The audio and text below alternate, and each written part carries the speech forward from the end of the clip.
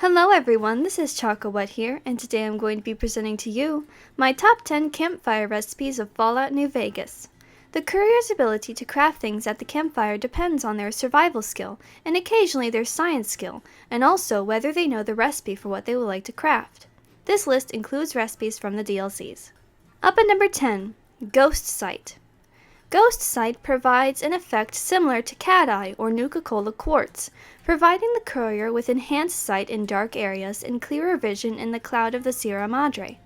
Added with the Dead Money DLC, it only requires a jar of cloud residue and a survival skill of 25 to craft. 9. Fiery Purgative. Added with the Lonesome Road DLC, the Fiery Purgative is a remedy that heals all animal poison, as well as healing radiation by 50 points over 10 seconds. It does, however, knock down endurance for 1 point for 10 seconds as well. It requires a survival skill of 25 to craft, along with a jalapeno pepper, 1 bottle of vodka, and 1 white horse nettle. 8. Hydra. Hydra was developed by the Legionaries as a way to heal limbs due to the Legion's disapproval of modern medicine. Since then, it has become widely used across the Mojave. When used, Hydra restores limb condition by plus 10 points for 1 minute. However, it does come at a 10% chance risk of Hydra addiction, leading to a minus 3 endurance. To craft Hydra, the courier needs a survival skill of 75, along with 1 rad scorpion poison gland, 2 night stalker blood, and 1 cave fungus.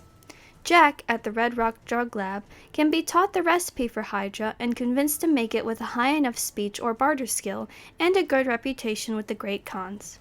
7. Thick Red Paste. The thick red paste can be crafted using 1 bag of flour, 1 mutant cave fungus, and 1 thin red paste, along with a survival skill of 50. It is added with the Old World Blues DLC and can be found around the X-13 testing facility and the Botanical Gardens.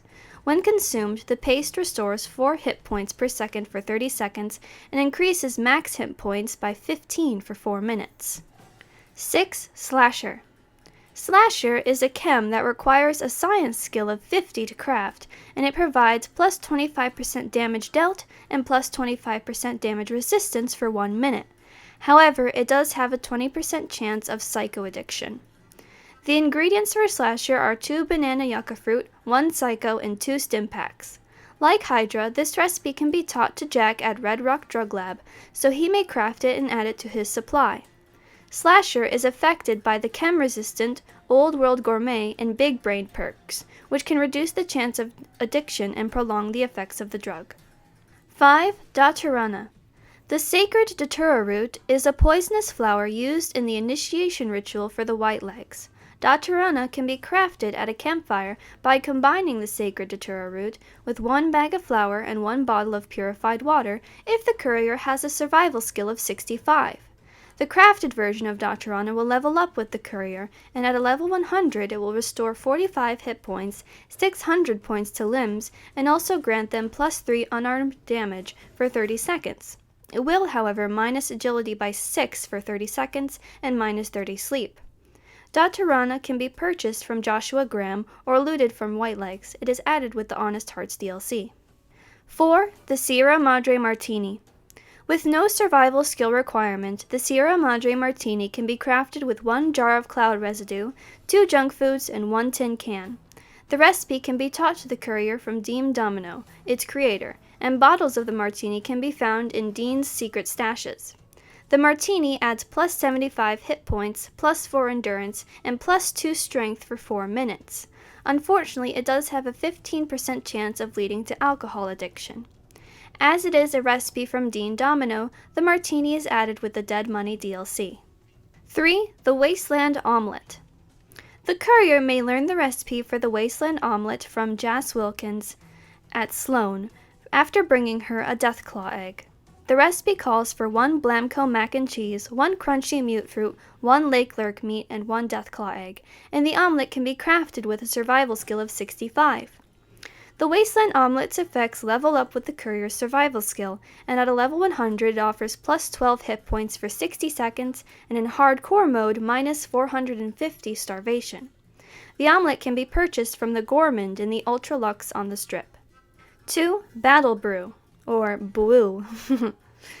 This concoction grants the courier plus 50 hit points, plus 35 damage resistance, and plus 1 strength for 4 minutes, plus 40 action points for 20 seconds, and in hardcore mode, it provides plus 10 hit points per second for 5 seconds and plus 35 dehydration. It does, however, minus 1 point of intelligence for 4 minutes. Drinking Battle Brew also tints the courier's vision red for 20 seconds, creating the effect called Red Mist. Added with the Old World Blues DLC, it requires a survival skill of 45 along with 1 bottle of vodka, 1 mutant cave fungus, and 1 salient green. As well as being available to craft at a campfire or hot plate, it can be crafted at the Strange Still in the X13 testing facility. And for number 1, I have chosen Turbo. The recipe for Turbo can be taught to the courier by Diane at Red Rock Drug Lab after completing the first leg of the quest Abba Dabba Honeymoon. Turbo requires a science skill of 50 to craft, along with 1 Brock flower, 1 Cazador poison gland, 1 turpentine, and 1 jet. Under the effects of Turbo, the courier's surroundings slow down by 35% for 3 seconds, allowing time for quick attacks or dodges from danger. After using Turbo 20 times, the courier gains the Fast Times perk, which will lengthen the effects of Turbo by 33%. Turbo is also affected by the Day Tripper and Chemist perks, as well as the Logan's Loophole trait. With all of these, Turbo may last about 6.8 seconds. Turbo has a 20% chance of addiction, which will result in the courier losing 2 points to their agility. I hope you've enjoyed my list and found it helpful, and remember to like and subscribe. Bye! Do you believe in kissing honey? You bet I do. Well, I believe in kissing honey when the moon is new.